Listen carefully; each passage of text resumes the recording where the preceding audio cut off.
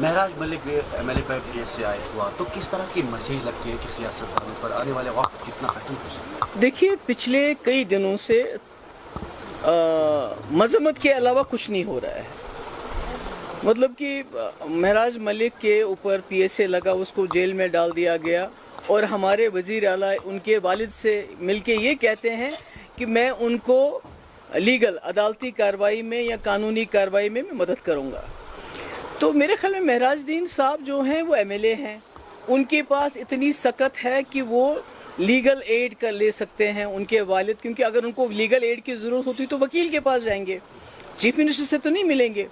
होना तो ये चाहिए था जैसे कि अभी स्पीकर साहब ने वहीद परा के खिलाफ नोटिस निकाला, मतलब he is trying to shoot the messenger. उनको इसका नोटिस लेना चाहिए था, उमर साहब को नोटिस लेना चाहिए था इस वाक़े का। स्पीकर साहब को इसका कॉग्निजेंस लेके अर्जेंट असेंबली सेशन बुलाना चाहिए था, जहां पर इस मुद्दे पे डिस्कशन होता, जहां पर ये बात होती कि ये कैसे हो सकता है एक सिटिंग एमएलए के खिलाफ सिर्फ उसके ऊपर एलिगेशन है उसने बदकलामी की, उसके खिलाफ आपने उसको पीएसए लगाया, जेल में डाल दिया। एक असेंबली सेशन कॉल किया जाना चाहिए जिसमें डिस्कशन होना चाहिए था, जिसमें रेजोल्यूशन पास होना चाहिए था, जो दिल्ली भेजा जाना चाहिए था होम मिनिस्टर को कि ये बर्दाश्त नहीं होगा। उससे क्या होता, एक तो जो महराज मलिक बंद है उसको रिहा करने के लिए प्रेशर पड़ जाता और आगे के लिए मरकजी सरकार 100 बार सोचती कि किसी भी ऑनरेबल एमएलए के खिलाफ पीएसए इन्वोक करने से पहले वो 100 मरतबा सोचती, पर ऐसा कुछ नहीं हुआ।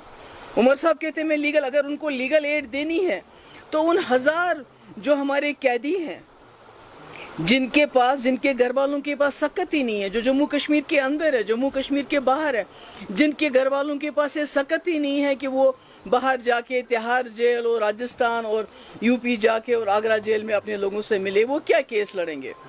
उमर साहब को 1 साल हो गया, तो अगर उनको किसी की मदद करनी है लीगली तो मैं समझती हूँ वो लोग मुस्तहिक हैं। जहाँ तक महराज मलिक साहब का, वो एक ऑनरेबल एमएलए है, उनके पास इतनी वसात है, उनके पास इतना है कि वो खुद अपनी वकालत के लिए अपना खर्चा कर सकते। उनके वालिद ने ऑलरेडी उनके बिहाफ पे इजहार रिग्रेट भी किया, माफ़ी भी मांगी। तो मैं कहती हूँ उससे ज़्यादा उनके वालिद क्या कर सकते। पर मुझे लगता है उनके वालिद उमर साहब से इसलिए नहीं मिले थे कि आप जी मुझे वकील करवा देंगे, ये तो कोई भी करा सकता है। उनकी तो ऐसी खुदा ना खास्ता ऐसी हालात नहीं कि वो वकील नहीं कर सकते।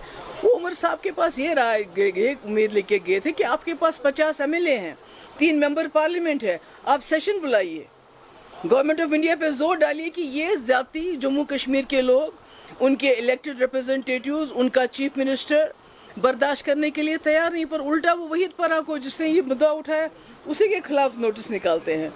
तो मैं समझती हूँ ये ज्यादती है, अभी भी वक्त है।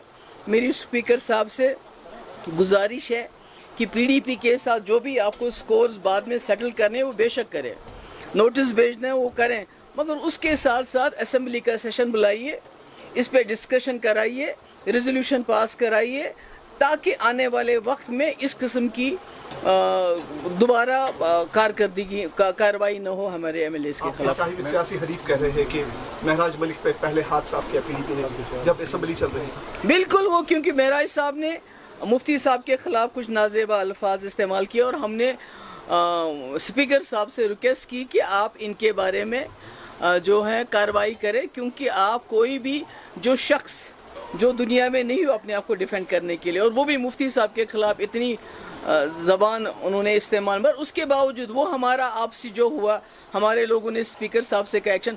मगर हम चाहते हैं कि महराज मलिक साहब के इस इशू को लेके असेंबली सेशन होना चाहिए ताकि जोर पड़े, उनको रिहा किया जाए और साथ ही दोबारा इस किस्म की कार्रवाई किसी एमएलए के खिलाफ ना हो।